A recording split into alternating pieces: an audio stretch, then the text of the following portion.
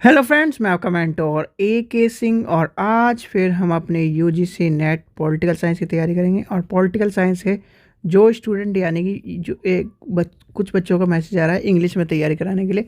तो इंग्लिश में भी आपकी क्या है कि पेपर कराए जाएंगे, टेंशन मत लीजिए। आपको इंग्लिश और हिंदी में दोनों तरह से पेपर मिल जाएंगे, जिससे क्या हो कि इंग्लिश वाले स्टूडेंट इंग्लिश में पढ़ सके और हिंदी वाले स्टूडेंट क्या हिंदी में पढ़ सके। ठीक है, पर आपको तो यानी कि 1 या 2 दिन आपको संडे तक सारे पेपर ज़्यादातर अवेलेबल करा दी जाएंगे और ऋतु मैडम आपकी क्या है क्वेश्चन पेपर कराएंगी सारे के सारे। चलिए, तो आज का टॉपिक क्या है? मऊ, यानी कि मऊ। चलिए तो लेके चलते हैं। सबसे पहले मऊ के बारे में लेके चलते हैं। मऊ कब, यानी कि 1893 से लेकर 1976 तक की वो कहानी है इसकी। फिर आता है इसका पूरा नाम क्या है। पूरा नाम कई बार पूछा गया है, तो इसलिए अलग अलग एग्जामों में मऊ ते तुंग। बहुत सी जगह आपको ये जब आप पॉलिटिकल पढ़ोगे तो मौ से तुंग भी करते मिलेंगे। तो वही कहानी है ये वाली। का जन्म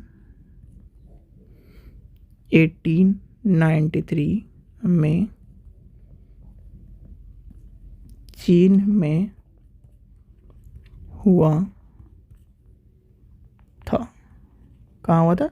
चीन में। और चीन में समस्यावादी क्रांति की यानी कि सफल एक तरह से बनाने के लिए क्या करा दिया गया है मौ से तुंग का। इनको चीन में साम्यवादी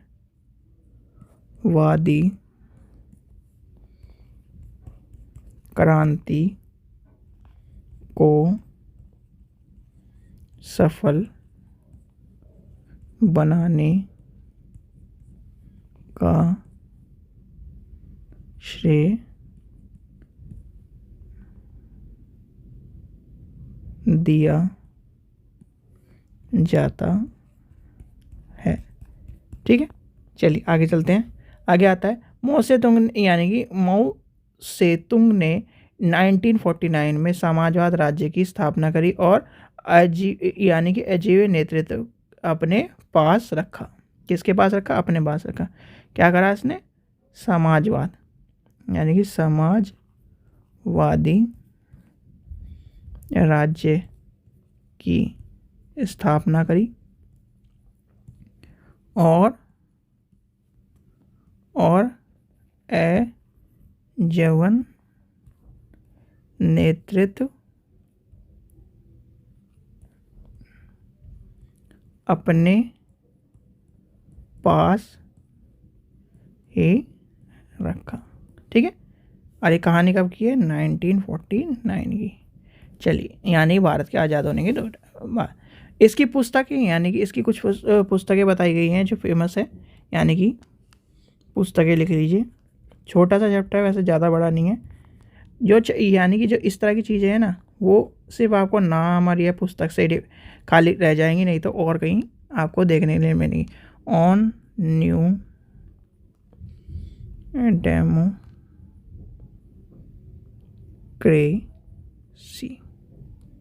कब आई? 1940। दूसरी क्या है आपकी? On contradiction 1952। फिर क्या आ जाता है? On practice and contradiction 1937। आगे चलते हैं। प्यूपिल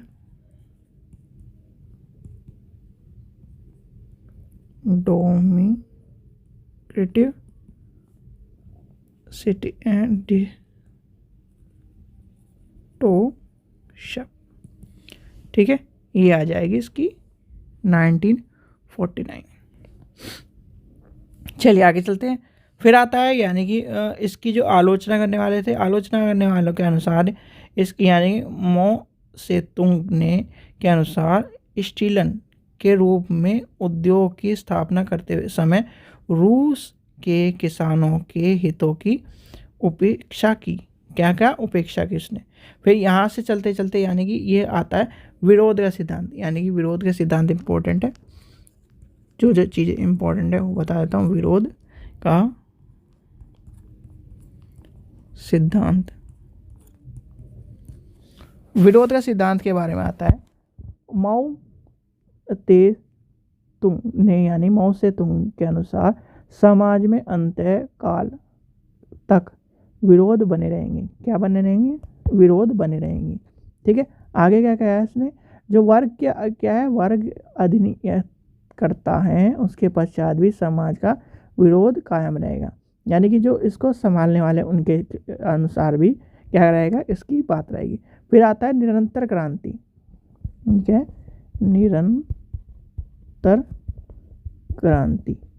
इसमें क्या कहा है इसने, क्रांति एक घटना नहीं बल्कि यह एक प्रक्रिया है जो निरंतर चलती रहती है। तुंग के अनुसार यानी मऊ के अनुसार समाज में क्रांति एक यानी कि दौरान, क्रांति के एक दौरान क्या है जिसमें लोगों का वैचारिक परिवर्तन होता है। क्या होता है? वैचारिक परिवर्तन होता है। क्या बताया इसने? वैचारिक परिवर्तन होता है। चलिए आगे चलते हैं। फिर आता है सांस्कृतिक क्रांति, यानी कि इसके आगे आता है सांस्कृतिक क्रांति। अब सांस्कृतिक क्रांति क्या है? दल में नौकरशाही को रोकने का एक प्रयास है। क्या है? दल में नौकरशाही को रोकने का एक प्रयास है। सत्ता के केंद्रीकरण को रोकने का प्रयास है। लोगों के यानी कि लोगों के वैचारिक परिवर्तन का प्रयास है। क्या है? लोगों के वैचारिक परिवर्तन का प्रयास है। आलोचनाओं के अनुसार चीन में साम्यवादी दल ने शक्ति संघर्ष के कारण माओ से तुंग ने यह नारा दिया था। क्या दिया था? यह वाला नारा। चीन यानी कि नारा क्या था? चीन के साम्यवादी दल ने शक्ति संघर्ष के कारण। ठीक है, चलिए आगे चलते हैं और आगे थोड़ा सा देखते हैं। फिर आता है लाल सुरक्षा कर्मी, यानी कि रेड गार्ड्स। लाल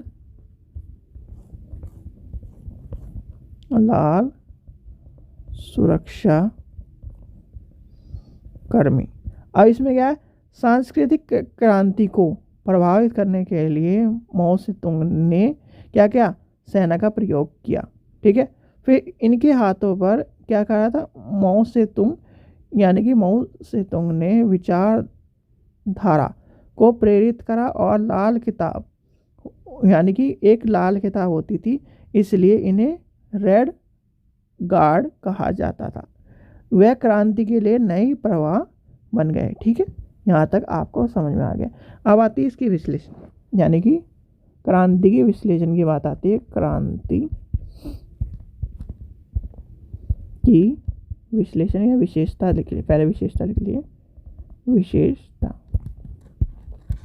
तो विशेषता क्या थी? इसमें क्या कहा था? यानी पहली बार किसानों को क्रांति का आगमन यानी कि तो इसमें क्या है? किसानों की बात कही गई है। फिर आया है साम्यवाद, यानी साम्यवादी समाज में जो चीन ने क्या कहा? चीन जैसे साम्यवादी समाज में क्रांति को संभव बनाया था। फिर आता है यानी कि चेतना में भौतिक तत्वों को ज़्यादा महत्व दिया गया। फिर आगे चलते हैं, थोड़ा सा और आगे चलते हिस्ट्री ऑफ, यानी कि ये लिख लीजिए कि पुस्तक है, इसकी पुस्तक क्या है? History of socialism. इसकी यानी कि माओ से तुंग क्या है? हिस्ट्री ऑफ सोशलिज्म नामक पुस्तक से बहुत प्रभावित था। इससे क्या था? प्रभावित